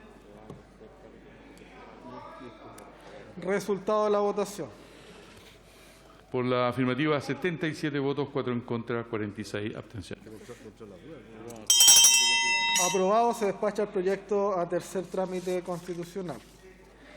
A continuación, corresponde votar en particular el proyecto de ley iniciado, moción que declara el 12 de mayo de cada año como el Día de la Libertad de Información, el derecho a la comunicación y del periodismo independiente y comunitario. En votación particular, el artículo 1 del proyecto de ley, los términos propuestos por la Comisión de Cultura, Artes y Comunicaciones, tanto en su primer como en su segundo informe. En votación.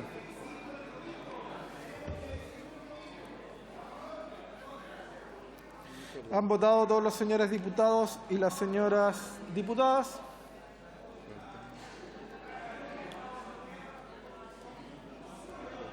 Han votado todas las señoras diputadas y los señores diputados. Resultado de la votación. Por la afirmativa, 125 votos, 2 en contra. Aprobado. En consecuencia, en virtud de lo dispuesto en el artículo 131 del reglamento de esta corporación, el artículo 2 se da por aprobado ipso iure por no haber sido objeto de indicaciones en la discusión del primer informe ni de modificaciones en su segundo informe. Se despacha, por tanto, el proyecto al Senado. Por haberse cumplido el objeto de la sesión, esta se levanta.